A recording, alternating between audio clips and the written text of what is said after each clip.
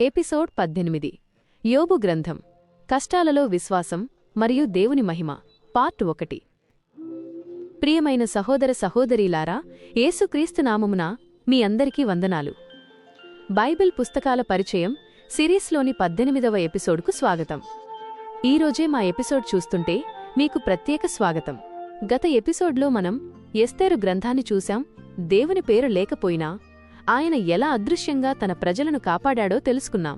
ఈ రోజు మనం చూడబోయే యోబు గ్రంథం ఒక నీతిమంతుడు ఒకే రోజులో తనకున్నదంతా పోగొట్టుకున్నప్పుడు దేవునికి దూరంగా వెళ్లకుండా ఆయనను నమ్ముకుని ఎలా నిలబడ్డాడో వివరిస్తుంది.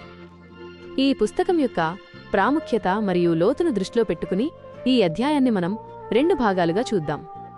ఈ రోజు మొదటి భాగం యోబు గ్రంథం. యోబు గ్రంథం మనల్ని ఆలోచింపజేసే ఒక గొప్ప ఆధ్యాత్మిక రచన. ఇది మనిషి బాధ, కష్టం యొక్క రహస్యాలను పరిశీలిస్తుంది మరియు దేవుని జ్ఞానాన్ని, ఆయన సార్వభౌమాధికారాన్ని వెల్లడిస్తుంది. రచయిత మరియు వ్రాయబడిన కాలం. ఈ పుస్తకాన్ని ఎవరు రాశారో స్పష్టంగా తెలియదు, కాని ఇది బైబిల్లోని పురాతన పుస్తకాలలో ఒకటిగా నమ్ముతారు. మోషే కాలానికి ముందు వ్రాయబడి ఉండవచ్చు. ఈ చరిత్ర ఊజు దేశంలో జరిగింది.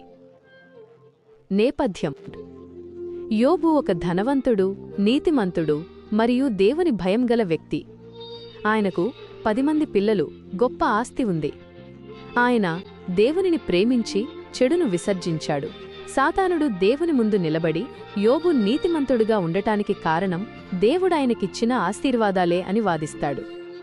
దేవుడు యోబును శోధించడానికి సాతానుకు అనుమతి ఇస్తాడు, కాని అతని ప్రాణాన్ని తాకడానికి అనుమతి ఇవ్వలేదు. ఈ భాగం యోబు చరిత్రకు పునాది. ప్రధాన అంశాలు: అధ్యాయాల వారీగా లోతైన వివరణ. అధ్యాయం 1 ఘోర విపత్తు.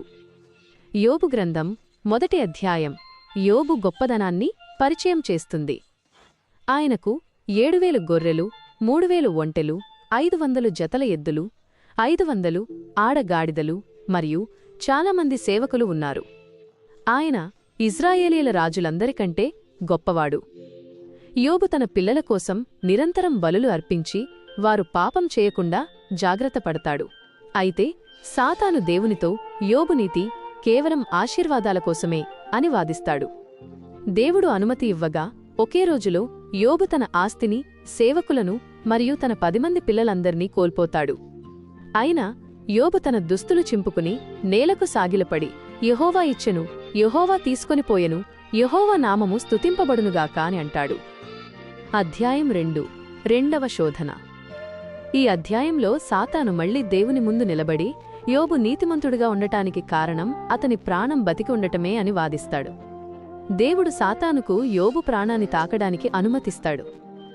అప్పుడు యోబుకు ఒంటిపై పొండ్లు వస్తాయి. దానివల్ల అతను బూడిదలో కూర్చుంటాడు.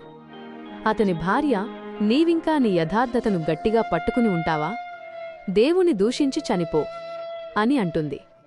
కాని యోబు ఆమెతో, మూర్ఖురాలు మాట్లాడినట్లు మాట్లాడుతున్నావు. మంచిని దేవుని నుండి స్వీకరించినప్పుడు చెడును కూడా ఎందుకు స్వీకరించకూడదు అని అంటాడు. ఈ కష్ట సమయంలో కూడా యోబు తన విశ్వాసాన్ని వదిలిపెట్టడు. అధ్యాయం 3 యోబు వేదన.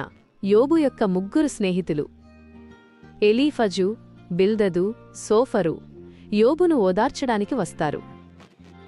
వారు 7 రోజులు మౌనంగా ఉండి అతని బాధలో పాలు పంచుకుంటారు. అయితే ఈ మౌనం తర్వాత యోబు తన బాధను భరించలేక తాను పుట్టిన రోజును శపిస్తాడు. నేను పుట్టిన రోజు నాశనమగునుగాక, నేను పుట్టకుండానే చనిపోయి ఉంటే ఎంత బాగుండేది అని ఆయన ఆవేదన చెందుతాడు. ఈ అధ్యాయంలో యోబు వేదన నిరాశలోతుగా వ్యక్తమవుతుంది. అధ్యాయం 4 మరియు 5 ఎలీఫజు మొదటి ప్రసంగం. స్నేహితుల మధ్య సంభాషణ మొదలవుతుంది. తేమానీయుడైన ఎలీఫజు మొదట మాట్లాడుతూ యోబుతో, నీవు నీతిమంతుడివైతే ఈ కష్టాలెందుకు వచ్చాయి? దేవుడు నిష్కారణంగా ఎవరినీ శిక్షించడు అని అంటాడు. ఎలీఫజు తన వాదనకు ఆధారంగా తాను చూసిన ఒక దర్శనాన్ని గురించి చెబుతాడు. ఆ దర్శనంలో పాపం చేసిన వారు మాత్రమే కష్టపడతారని ఒక స్వరము చెబుతుంది. ఎలీఫజు యోబును దేవునికి విరుద్ధంగా తిరుగుబాటు చేయవద్దు అని హెచ్చరించి, దేవునికి తిరిగి వస్తే ఆశీర్వదించబడతావని వాదిస్తాడు. అధ్యాయం 6 మరియు 7 యోబు జవాబు. యోబు తన స్నేహితులకు జవాబిస్తూ తన బాధ, కష్టం చాలా గొప్పవని, అవి తన మాటల కంటే కఠినమైనవని అంటాడు. తన స్నేహితులను విశ్వాసఘాతకులు అని విమర్శిస్తాడు. వారు కష్టాలలో ఉన్న ఒక స్నేహితునికి సహాయం చేయడానికి బదులుగా అతనిని నిందిస్తున్నారని అంటాడు. యోబు తన జీవితం అశాశ్వతమైనది, క్షణభంగురమైనది అని చెబుతూ నేను నిశ్చయముగా ఇక బ్రతకను, దేవుడు నన్ను నాశనం చేస్తున్నాడు అని అంటాడు. ఈ అధ్యాయంలో యోబు దేవునిపై తన ఫిర్యాదును కొనసాగిస్తాడు. అధ్యాయం 8. బిల్దదు మొదటి ప్రసంగం. షూహీయుడైన బిల్దదు యోబును ఇంకా కఠినంగా మాట్లాడతాడు. బిల్దదు కూడా ఎలీఫజులాగే యోబు చేసిన పాపాల వల్లే ఈ కష్టాలు వచ్చాయని నమ్ముతాడు. అతను నీ పిల్లలు పాపం చేశారు కాబట్టి చనిపోయారు, నీవు మంచివాడివైతే దేవుడు నిన్ను తిరిగి ఆశీర్వదిస్తాడు అని అంటాడు. బిల్దదు ప్రకారం ఈ లోకంలో ప్రతి ఒక్కరికీ వారి పనుల ప్రకారం ప్రతిఫలం లభిస్తుంది. అధ్యాయం 9 మరియు 10. యోబు జవాబు. దీనికి యోబు తీవ్రంగా స్పందిస్తాడు. అతను తాను దేవునితో వాదించడానికి ఇష్టపడుతున్నానని, కాని దేవుని జ్ఞానం శక్తి ముందు మానవుడు ఏమి చేయలేడని అంటాడు. దేవుడు అపారమైన శక్తిమంతుడు అని యోబు ఒప్పుకుంటాడు. యోబు దేవుని దగ్గర తన బాధను చెప్పుకుని, నన్ను ఎందుకు వేధిస్తున్నావు? నేను ఏ పాపం చేశానో నాకు చెప్పు అని ప్రశ్నిస్తాడు. యోబు తన జీవితం దేవుని చేతిలో ఉందని, ఆయన ఏ క్షణంలోనైనా తనను నాశనం చేయగలడని అంగీకరిస్తాడు. అధ్యాయం 11. సోఫరు మొదటి ప్రసంగం. నయమాతీయుడైన సోఫరు మాట్లాడతాడు. అతను యోబు యొక్క మాటలను ఖాళీ మాటలు అని నిందిస్తాడు. సోఫరు ఇంకా కఠినంగా మాట్లాడుతూ యోబు దేవుని ముందు తన పాపాలను ఒప్పుకోవాలని, అప్పుడే దేవుడతన్ని క్షమిస్తాడని అంటాడు. సోఫరు ప్రకారం యోబు అనుభవిస్తున్న కష్టాలు అతని పాపాలకు తగినవి కావు, వాస్తవానికి అతని పాపాలింకా ఎక్కువ. నీవు మంచివాడివైతే దేవుని నుండి జ్ఞానం పొందుతావు అని చెబుతాడు. అధ్యాయాలు 12 నుండి 14. యోబు జవాబు. దీనికి యోబు జవాబిస్తూ తన స్నేహితులను మీరు మంచి ఓదార్పు ఇచ్చేవారు కాదు అని విమర్శిస్తాడు. యోబు తాను దేవుని దగ్గరకు వెళ్లి నేను ఏ పాపం చేశానో నాకు చెప్పు అని అడగాలని కోరుకుంటాడు.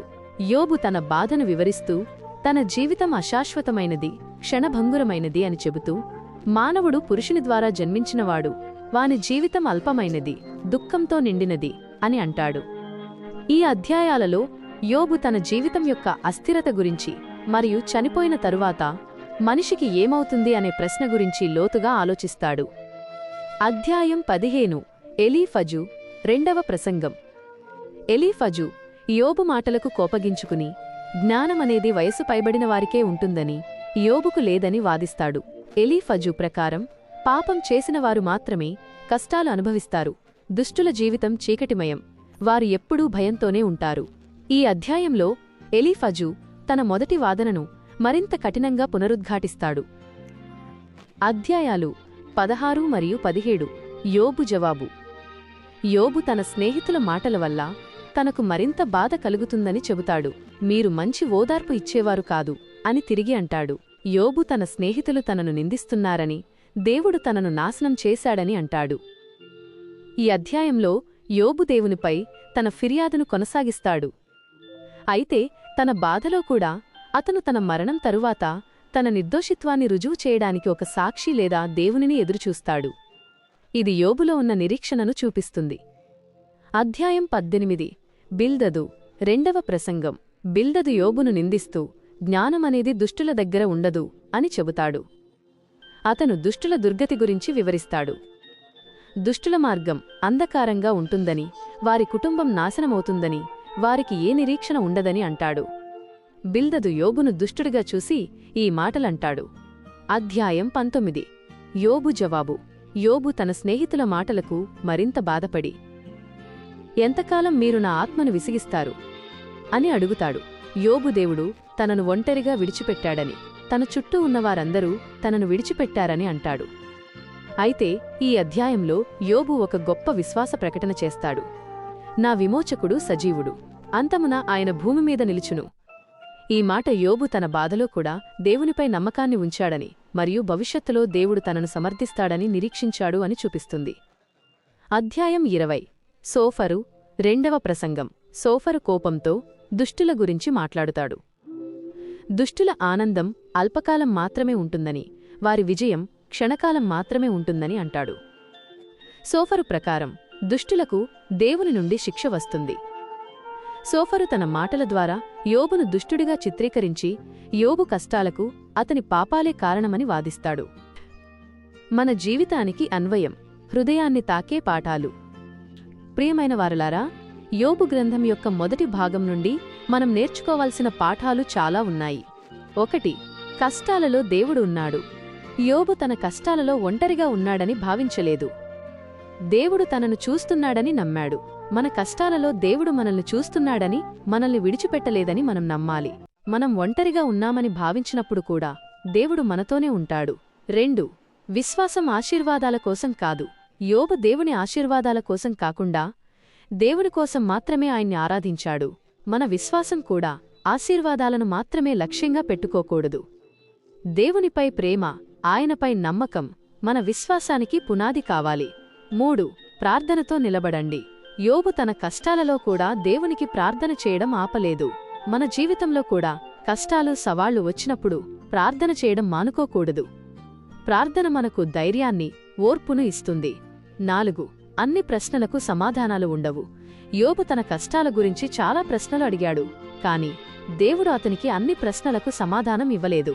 బదులుగా ఆయన తన గొప్పతనాన్ని చూపించాడు. మన జీవితంలో మనం ఎదుర్కొనే ప్రతి ప్రశ్నకు సమాధానం దొరకకపోవచ్చు, కాని దేవునిపై మనకు విశ్వాసం ఉండాలి. 5. తప్పుడు సలహాలు. యోబు స్నేహితులు మంచి ఉద్దేశంతోనే వచ్చినా వారి సలహాలు తప్పు. వారు యోబును నిందించి అతని బాధను మరింత పెంచారు. కష్టాలలో ఉన్నవారికి మనం మాట్లాడే ముందు వారికి దేవుని మాట ద్వారా ఓదార్పివ్వడం నేర్చుకోవాలి. 6. సమస్యలో ఉన్నవారికి మౌనంగా తోడుండటం గొప్ప బలం. యోబు స్నేహితులు 7 రోజులు మౌనంగా యోబుతో కూర్చున్నారు. వారు మాట్లాడకుండా ఉన్నంతవరకు అది నిజమైన ఓదార్పు. కాని వారు మాట్లాడటం మొదలుపెట్టినప్పుడు ఆ ఓదార్పు పోయింది. కష్టంలో ఉన్నవారికి మాట్లాడే కన్నా వారితో మౌనంగా ఉండటం, వారి బాధను పంచుకోవడం గొప్ప ప్రేమను చూపిస్తుంది. ఈరోజు మనం యోబు గ్రంథం మొదటి భాగం నుండి కష్టాలలో విశ్వాసం, దేవుని సార్వభౌమాధికారం గురించి తెలుసుకున్నాం. యోబు చరిత్ర మనకు ఏ పరిస్థితిలోనైనా దేవుని పట్ల మన విశ్వాసం చెక్కుచెదరకుండా ఉండాలని బోధిస్తుంది. తదుపరి ఎపిసోడ్లో యోబు గ్రంథం యొక్క 2వ భాగం, అంటే ఎలీహు యొక్క మాటలు, దేవుడు యోబుతో మాట్లాడటం మరియు యోబు యొక్క ఆశీర్వాదాల పునరుద్ధరణ గురించి లోతుగా తెలుసుకుందాం. మరిన్ని ఆధ్యాత్మిక కంటెంట్ కోసం మా దైవ సన్నిధి ప్రేయర్ హౌస్ యూట్యూబ్ ఛానల్ని తప్పకుండా సబ్స్క్రైబ్ చేసుకోండి. ఈ ఎపిసోడ్ మీకు నచ్చినట్లయితే లైక్ చేసి 10 మందికి షేర్ చేయండి. తదుపరి ఎపిసోడ్ కోసం వేచి ఉండండి. దేవుడు మిమ్మల్ని దీవించి ఆశీర్వదించునుగాక. ఆమెన్.